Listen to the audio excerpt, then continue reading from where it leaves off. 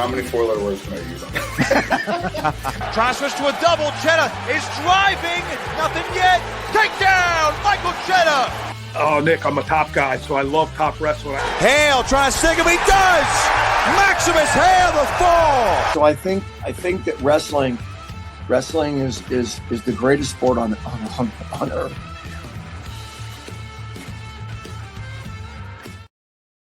What's going on, everybody? Welcome to On3 Wrestling. I'm your host, Nick Costco, and with me today is Lucas Seibert, former West Virginia wrestler, but right now current undefeated pro fighter, coming off a big win in Fury grappling over 2025 NCAA champion Lucas Byrd. He's got a fight coming up. Lucas, first of all, congratulations on your latest win, all your success to this point. Let's just start right there. A lot of hype right now over the last week or so. You get a big grappling win over Lucas Byrd, who made his grappling debut, fresh off a national title for Illinois. Got the triangle choke. Just what's the last week plus been like for you since that win? Dude, I've been all over the place. My management set me up. I was signed for this LFA fight, so my management set me up. I went down to Kill Cliff in Florida and trained there. And then immediately, as soon as I got back, I shipped out to Atlantic City, cut weight, made weight, grappled Lucas Byrd, and now I'm back in Pittsburgh training for this fight. What was it like when you got the call for this opportunity? I'm not sure how many grappling matches you've had, at least professionally up to this point, but what was your instant reaction where it's like, hey, Lucas, do you want to take on the NCAA champion who's now making his, his transition, at least at the start of his transition to MMA and Jiu Jitsu? It was an immediate yes. I was super game for it. I have a lot of grappling experience. Obviously, I wrestled my entire life, but I'm a blue belt world medalist. This past December, I've had grappling matches. I've grappled really good wrestlers. I grappled Gavin Teasdale, some pretty solid people. I was really confident going into the match. And, it was a no-brainer, big opportunity on a big stage. And, I live this lifestyle, and I'm ready for any opportunity at any given time. So since you are pretty much a yes man right now when it comes to opportunity, going to take it, I want to take advantage of it, would you consider that win last Friday the biggest win of your career so far, whether it's fighting or jiu-jitsu right now? I would say it's the biggest grappling win of my career. I like to consider myself like a multi-sport athlete. I look at people like Sean Brady as a big inspiration, somebody that competes in both sports of MMA and grappling. It's definitely my biggest grappling win just with the name. But as far as wins, I had a win this past March against a 7-5 opponent. It was an MMA fight, and that win put me into kind of a different mindset on, hey man, like you're one of the best guys around, and let's push this and let's try to get to the UFC. We'll get to your UFC goals in a second. I'm curious now, when you describe yourself as a multi-sport athlete, coming from that wrestling background, of course, I think a lot of people naturally assume wrestlers such as yourself, whether they wrestle collegiately at a high level or, even high school wrestlers, the natural transition is MMA and jiu-jitsu. When you get that win, your most recent MMA win, you mentioned how it gave you a new set of, maybe a new type of confidence, or it's like, oh, like maybe you've arrived at this point.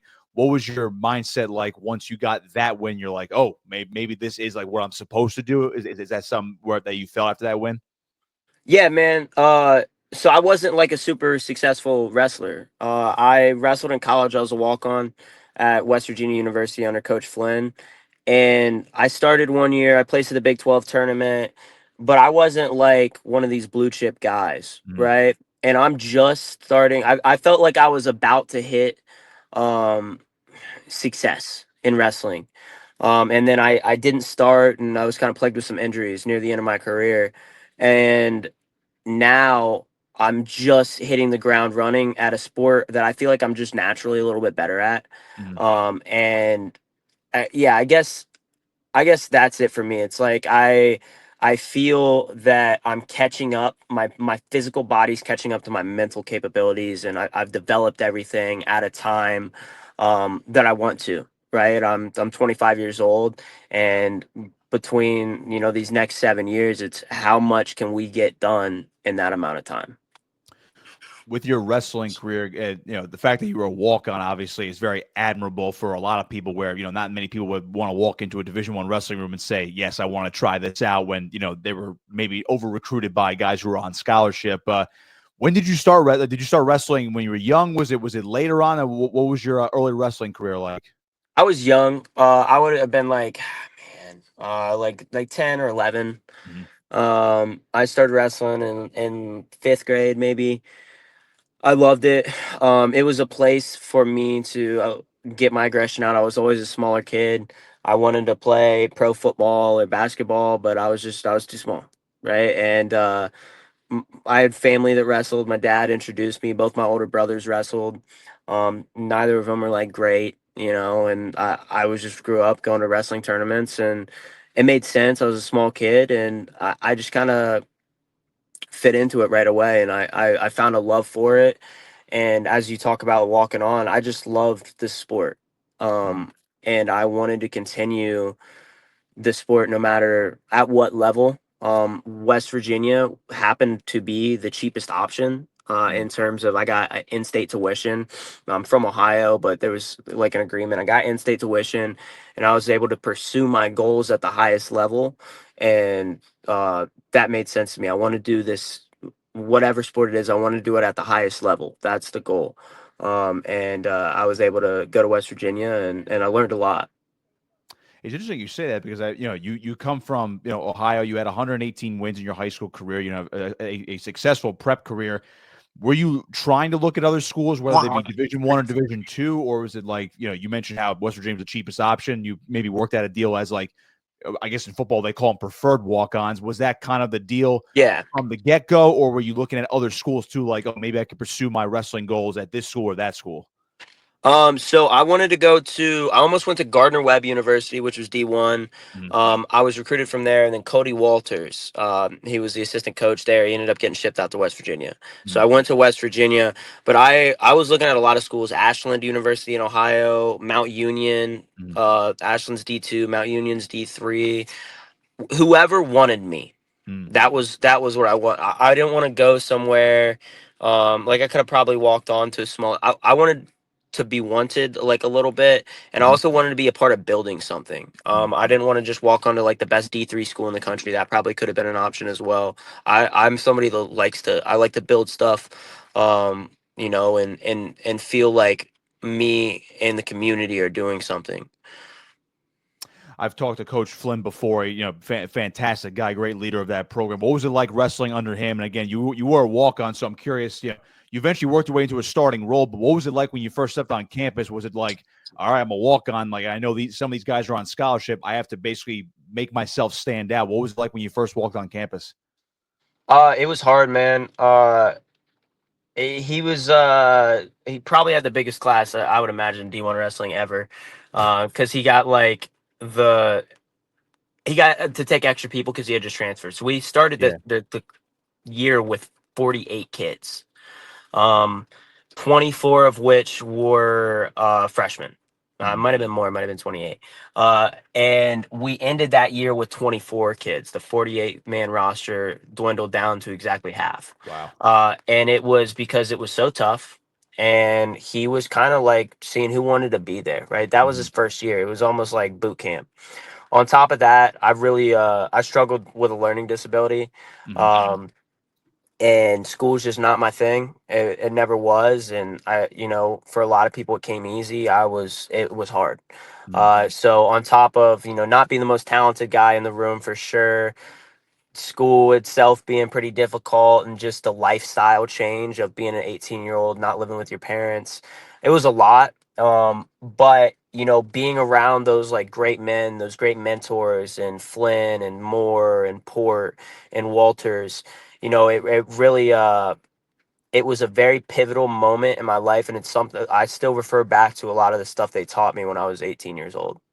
I was actually just about to ask you or follow up with you on that. How do you look back on your career? Because I know you just mentioned that you didn't have the most accolades when it comes to Division I college wrestling as you transition into MMA and Jiu Jitsu. But how do you look back on your career at West Virginia, knowing that you walked on, you earned your spot, and even with injuries, you managed to wrestle? I believe all 4 years there before you went to the next stage of your athletic career.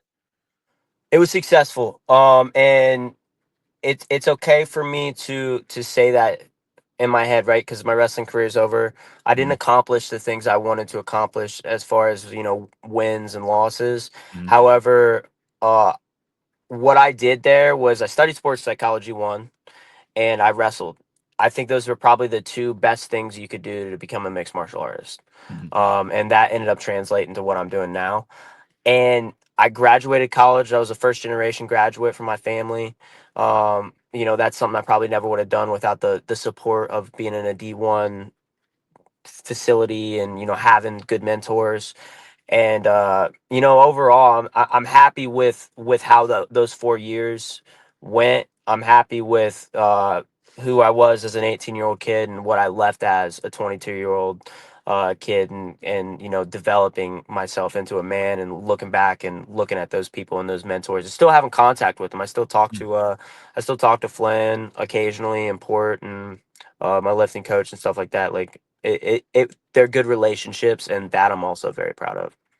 That's good to hear. When you make this jump now to MMA and jiu-jitsu, were you introduced to those sports early on like wrestling, or is it something that you kind of had more of a passion for as you progressed through high school and college and eventually now to your pro career? So I was always like I was always around it in some capacity. Mm, I loved The Ultimate Fighter when I was a kid. I grew up, I had older brothers.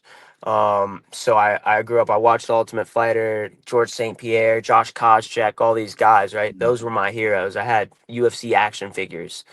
Um, so I was always around it, but I don't think it became a path for me until I was a freshman in college. Um, I I started to watch Sean O'Malley mm, and his coach. They started doing a podcast, and a lot of it was like them just being goofy, and then a lot of it was about like healthy living, performance stuff, and things that propel your career. And I started using it in my wrestling career. mm. And then eventually I was like, this skinny kid is doing things in the UFC, and he never wrestled a day in his life. Like, why couldn't I do that? Yeah. Right. And COVID happened, and I started training at Immortal Martial Arts in between wrestling seasons to just learn it and see if I Mm. liked it. And I fell in love right then and there, and decided that was my path. When you walk into a mixed martial arts gym for the first time, did like again you were around it, so I guess you were you're aware of like what it takes to maybe fight, and obviously with the grappling maybe came a little bit more natural to you when it comes to jiu-jitsu stuff, just based on your years of wrestling. But what was your first day in the gym like? Were you totally lost? Did you pick it up fast? What was that like? So my first day in the gym, I was at Immortal, and the stars were out. Matt Brown was there, Mark Coleman was there, Mm. and it was in Columbus. Johnny DeJulius was the first person I ever did jujitsu against. I've never talked to him since, but he was my first jujitsu match. Uh, and I was rolling with him, and I remember Mark Coleman screaming at us, and it was just like I grew up with me. Mark Coleman was my dad's favorite fighter. I grew up with a Mark Coleman action figure. Um, Matt Brown's rolling with my brother. I remember being like, what the hell is going on? And it was a special thing. And it was cool to be introduced to MMA and automatically kind of be around some of the best people in the world. Yeah. When you talk about your development as a fighter, are there what's your biggest thing that you say, all right, I need to constantly work on this? And I guess most people assume that wrestlers will take to the jiu-jitsu part of it and the wrestling part of it. That's the base of their game when they first fight MMA. And it's always the development of the striking. Do you find yourself striking more now and doing less grappling in your fights, or how do you operate now, pretty much day to day as you develop fight to fight? Yeah, I mean, if you went and looked at my 4 fights, you would not know what I did. You would have no idea that I wrestled in college. You would think maybe I'm a jujitsu guy, maybe I'm a striker, and I like that. There was, the way I kind of look at it is I'm a winner, right? Mhm. I'm gonna do what it takes to win. I'm gonna find whatever your weakness is, and I'm going to exploit it and assume I'm better there. I work with what I believe is one of the best teams in the world and one of the best coaching staffs in the world at Henzo Gracie Stout in Pittsburgh. And, I think that I just have an advantage. Now, when it comes down to it, I'll out wrestle anybody, Yeah. and that's my base. But I'm a learner. I love fighting so much. I've learned so much and developed just the overall game a lot. The mentality part to me is what's always like, I guess, the edge for everybody. You could be the most talented guy in the world, but if you don't have that mental edge, you're not going to be ultimately successful or always win. And you remind me a little bit, only because of the walk-on factor right now. Obviously, Michael Chandler, who's in the UFC right now, he's a big proponent of his walk-on story at Missouri. I don't know if you've ever talked to him or if you've taken inspiration from that. Do you find yourself maybe in a similar situation where, I walked on a D1 program and that's kind of propelled me to where I am now? Yeah, Michael Chandler is a guy I've looked at a lot. I'm a student of the game. I watch interviews. I watch all this stuff. Michael Chandler, obviously, when the walk on thing started, I was in college as a Yeah. walk on. So it meant a lot to me, right? We take pride in that. I take pride in that. And mostly I take pride in it because I want other college kids to know that you can still do a lot if you're a walk on. You're not just like some guy, you're not just there to be a practice dummy. You can still dream and you can still work and you can still accomplish good big things. And I think one thing for me that I've kind of come to the conclusion of is like I'm just starting to reach this like maturity level or maturation and as far as a martial artist. And being a walk, I've always been tough. Right. I've always had that mentality. I've always, been the hardest worker in the room. It's just everything's starting to catch up. So I really want to inspire the next generation of walk-ons, right? Guys that, didn't accomplish their goals in high school, didn't accomplish their goals in maybe college, and are still pursuing it despite not accomplishing things just out of pure love for the sport. When you say it's finally catching up with you, I could at least, mildly relate to that, where it's all about the hard work. I didn't have a successful high school career, and even doing jujitsu now, it's all about the hard work, but the accolades aren't quite there. When you say it now, it's catching up to you.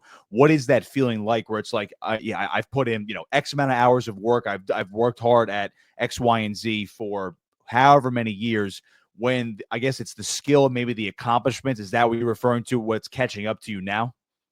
Yeah, the skill, the accomplishments, even being in the room with certain people. Like I was warming up to go against Lucas Byrd, and Pat Downey's in my warm up room, and we were warming up. First off, Pat Downey's like the coolest dude ever, right? He really is Yeah. genuinely one of the nicest people ever. I felt like we were best friends from the get go, and just I'm warming up, and I didn't feel like inferior in any way. I felt like this is where I belong, right? And that's something I didn't have early on in my career. I felt, that success is for other people. Accomplishing this stuff is for other people.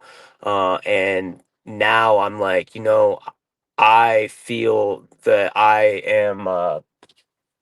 I've earned it. You know what I mean? I feel like I can accomplish big things, and I'm starting to. I'm starting to get to my goals and striving for more and inspiring other people, which is ultimately the goal. So, yeah, I think just overall doing what I'm doing, I feel like I'm starting to just feel more mature and hit the levels I want to.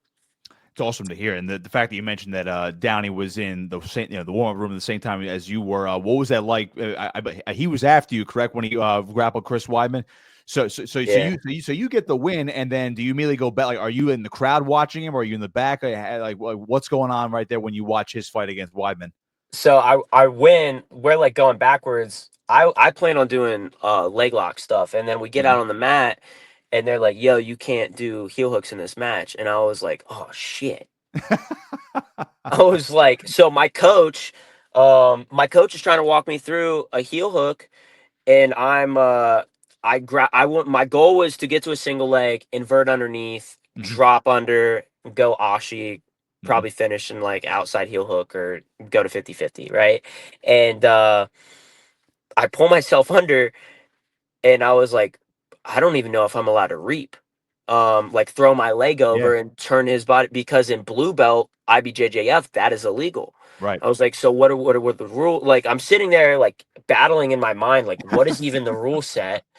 And this is within like the match is only like a minute, but I'm sitting there battling. My coach is trying to instruct me through a heel hook, and I'm like, what do I do? So I was like, all right, I'm just gonna wait here. And then obviously I got the triangle like immediately after. But it was so I get off the mat, I walk back, and me and Pat Downey were like chopping it up about, "Hey, if you're gonna catch this kid, like I told him right before I went out, and I don't know if you're allowed to cuss. So I was like, I'm gonna just throw as much dope shit at this kid as possible, and I'm gonna catch him with something. There's no way I don't catch him with something. I'm just going out and I'm spamming everything. And I get back and I'm like, dude, they said no heel hooks to Pat, and he's like, oh yeah, yeah. He's like, did you win? I was like, yeah, I triangled him in like a minute. And then and we're just like chopping it up, and then my coach Mike Wilkins is like firing up Pat. He's like PD3. He's like slapping him on the back, and Pat walks out, and we went and sat in the crowd, watched him. It was dope, man. It was really cool going out there. I got to take a picture with him afterwards, and he seems to be somebody that, like, I could hit up if I'm in Florida or something, train with. And yeah, man, it's just been a special couple weeks, Mhm. especially in the wrestling community. My favorite wrestler when I was a kid was Darian Caldwell. Oh, okay. And I got to hang out with him, train with him a couple weeks ago. It just being around these high level people, and it's pretty dope. It's been a great couple of weeks. It's gotta be surreal, right? When you mentioned how, you meet Pat Downey. I'm sure you've seen him all over social media over the last, since he, made his run at the world team and what he did in college at the end of his college career, where, him on social media, but then you see him and then you train with him or you warm up with him, and all of a sudden you're cheering him on, and vice versa. All that must have been surreal. And as you just mentioned, you ran into Darian Caldwell, got to train with him too. Everything at this point seems like and you're not even at the peak of your career right now, and it's like everything's bliss right now. Yeah, man. But I mean, there's a lot of hard work that comes with Yeah. it, right? Like, it's cool. It's like you'll catch yourself in these moments. Mhm. You'll catch that little kid in you, and you're like, man, that's awesome. And I think just being grateful. Mhm. A lot of this Penn State guys and stuff, they talk about gratitude. Um, I feel grateful. Mhm. Um, th- and I think a lot of it comes with not having a lot of success in my career. I get to enjoy these moments, Mhm. right? And it's special, and I'm going to continue to enjoy them as I propel into the UFC and as I accomplish these things. Um, it's not getting too, like, overwhelmed with them. It's just being like, man, this is awesome. What an Yeah. opportunity, right? And just finding those little moments, like I can kind of close my eyes and look back at those little memories as if they're an Instagram reel. You know what I Mhm. mean? Yeah, yeah, yeah. Um, and it's special, man. It's a cool point in my life, and it it'll continue to go that way, and I'll just continue to be grateful. It's interesting you mentioned the Penn State guys and the gratitude, and you're almost more grateful because you didn't have the success as you alluded to, the success that you wanted to. A guy who had a lot of success in the college level, Bo Nickal. We saw what he did in college. Three-time NCAA champion, four-time finalist, and of course, almost made his run at the Olympic team as well. Got off to a hot start in his MMA career, but we saw this is his first loss, and really his first loss in pretty much anything in quite a long time. Wow. And Yeah. it's amazing how it turns on a dime where he's this hyped prospect. He loses, and now everyone, how social media is. It runs with, fraud check, fraud alert, et cetera, et cetera. I'm just curious about your perspective on him losing for the first time, considering a guy who has that much hype when he's still a raw MMA prospect. What did you make of that, and, like, I guess the aftermath of that, and then what a guy like him could do moving forward? As you say, you're in a similar situation where you're a wrestler and you're trying to build yourself up, but he was almost fast tracked, and it's almost like oh, this guy isn't for real now? Yeah, so I have a couple like thoughts on it. I Mhm. think one thing is never, and it's social media world, I will never put somebody down who is trying to achieve something great. Mhm. Bo Nickal has only been doing MMA, I believe, just slightly longer than me, like 3.5 years. Right. And he's trying to accomplish great things, he's trying to be a world champion, and he's talking about all this, like accomplishing these goals, and he just kind of like he ran into somebody who's better than him. And I think that that's how this sport works. That's just how it works. Similar to the Lucas Byrd match, like a lot of people like could say something about Lucas. He is attempting to do something special. Like he's Mhm. trying to compete in a different sport while being the highest level wrestler. Right. And like you can't put somebody down for trying. Uh, with that being said, I do think a lot of the super, super successful wrestlers struggle to transition to MMA a little bit more, and I don't think Hmm. I think it's a little bit mental.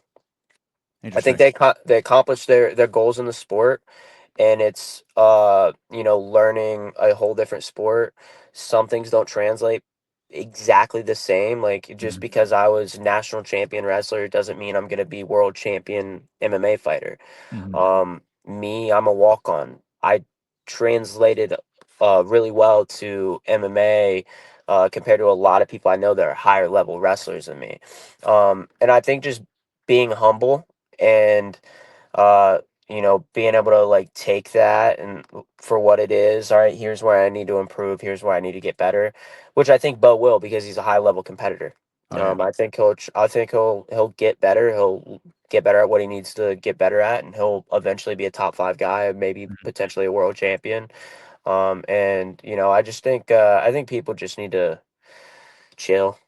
It's not the end of the world. That's a good way to put it. Yeah, Yeah, just chill. yeah, It's funny you mentioned the transition, because again, just coming from a guy who's not at a pro level, but having covering it for so long, from the collegiate stuff and just seeing this stuff from afar. When it comes to MMA, high level wrestlers to me have the easiest transition to the sport, I guess maybe physically, but I'm I'm fascinated the fact that you said the mental side of it, which when people think of wrestlers, they think mentally strong, but you say that's I guess the hardest thing for a high level wrestler to get over when they move to MMA or Jiu Jitsu. Why do you say that? Like, have you seen some maybe up close in person? yeah. So I think I think who's the best wrestler that was MMA fighter that wrestled, probably like Daniel Cormier, right? Right.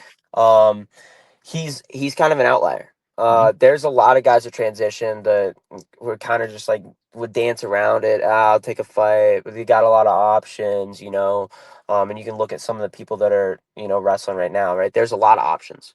Mhm. Um, and I think some of the best wrestlers that transition to MMA are the Justin Gaethjes, right? One-time Right. All-American.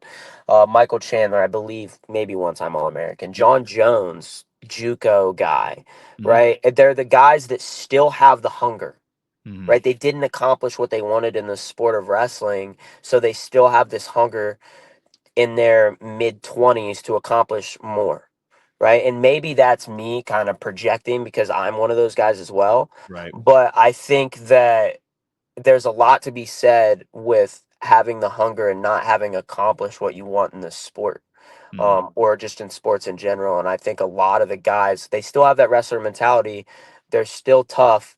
They just didn't get to do what they wanted to do, and they kind of can switch and go a little bit of an extra gear. Mm.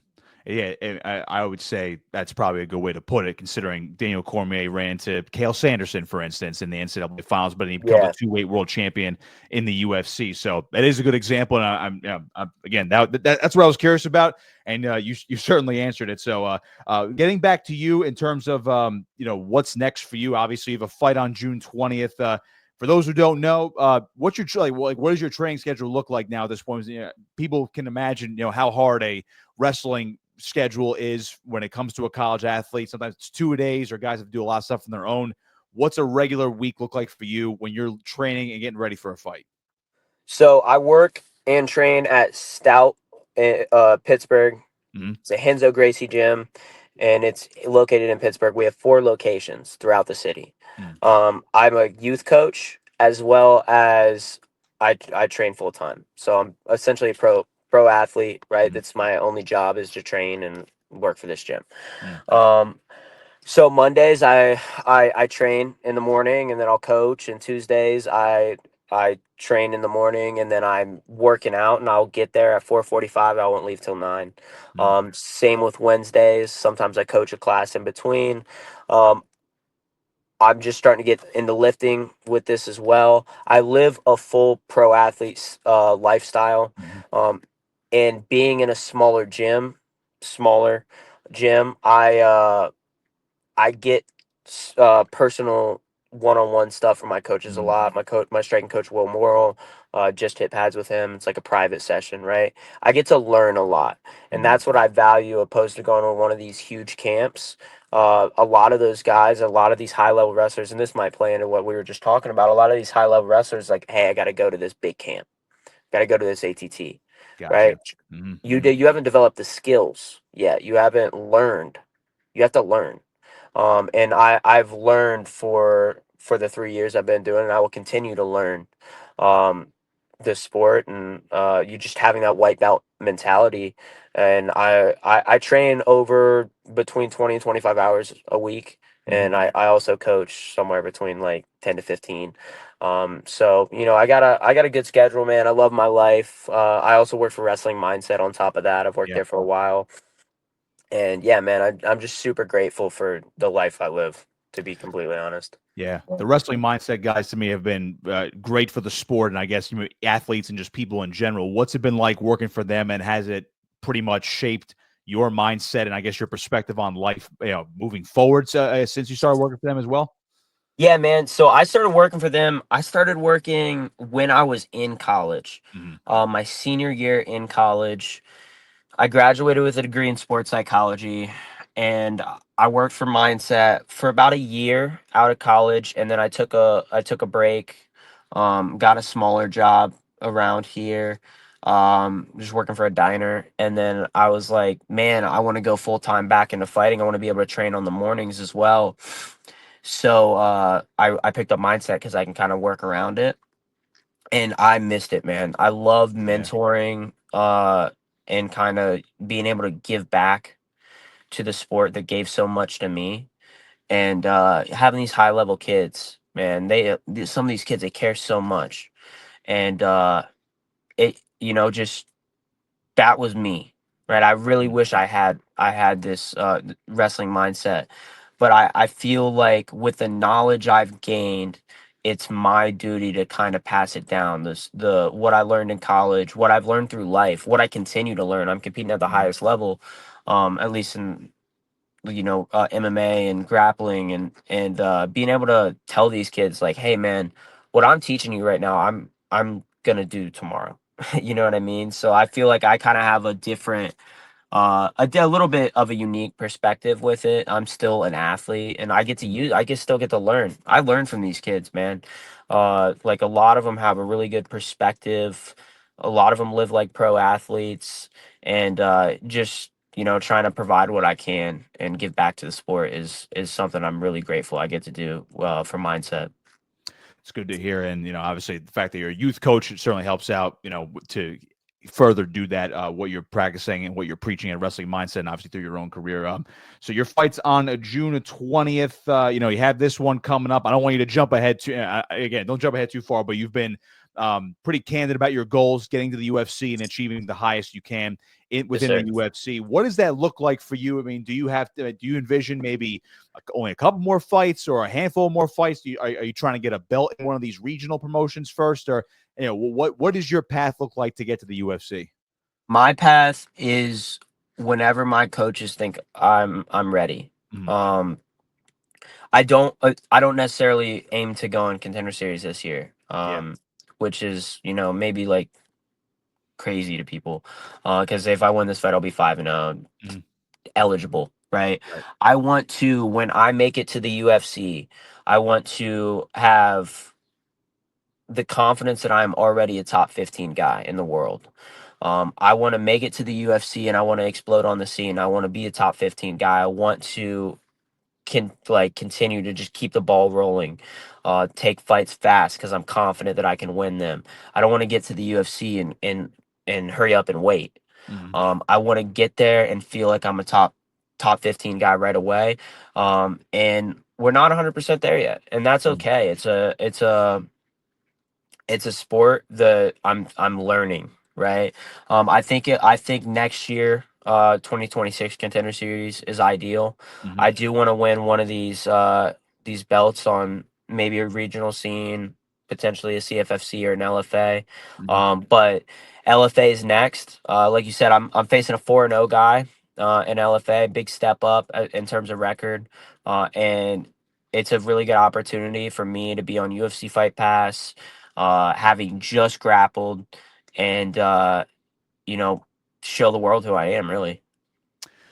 You mentioned Sean Brady before as one of your inspirations, how he's a multi-sport athlete, of course, one of the top contenders in his division in the UFC. He does grapple a lot, has a lot of these grappling super fights. Is that something you envision yourself doing as well? You know, even if let's just fast forward to maybe like 2-3 years down the line, you're in the UFC and CFFC comes calling. It's like, hey, we want you to headline this grappling match or this grappling card. I would imagine you're like, absolutely, let's do it. Yeah, man, you only get so long to be an athlete. You only get so long to be a competitor and do this, right? I want the lights on me as much as possible. I want the competent the nerves. I want all of it. And I think that I would 100% to jump on any opportunity to compete against high level people. Sean Brady, like I said, he's somebody I really look at for that. Aljamain Sterling's done it as well. Marab's done it, and I want to be the best mixed martial artist possible. And in that, man, if they would let me box, I'd do it. Like I want to compete in all the sports. I want to feel I am adequate enough to, you know, face a world champion black belt and box a professional fighter. I look at Demetrius Johnson, somebody that he's still competing. He retired and he competes in gi Jiu Jitsu. I think that's what a martial artist is. And yeah, those are a lot of people I look up to: the Sean Brady's, the Demetrius Johnsons, guys like that. Love hearing that. We'll definitely be rooting for you on June 20th up in Salamanca, New York, on LFA in LFA's next card. Of course, that'll be on UFC Fight Pass. I'll give you the last word. Plug your social media, any sponsors. Obviously, I noticed your shirt. You rock the steel a lot. So whatever you want to plug right here, the floor is yours, my man. The only thing I'm going to plug, watch me. Watch me compete. Watch me fight. Watch the grappling match. It's Lucas Seibert on all social medias. But if you want to know who I am, just watch me fight. I wear my heart and soul into it. When you watch me compete, you'll know who I am. And tune in June 20th on UFC Fight Pass. We'll be watching. We'll be rooting for you. Lucas, I really appreciate your time today. Good luck over the next couple of weeks leading up to the fight, and hopefully we're talking again when you are 5-0, 6-0, 7-0, and eventually getting over to the UFC in the next couple of years. Oh, yeah. Thank you, man. I appreciate it. Absolutely. It's On3 Wrestling right here. Nick Costco with Lucas Seibert. Be sure to check out our content on YouTube and, of course, at on3.com.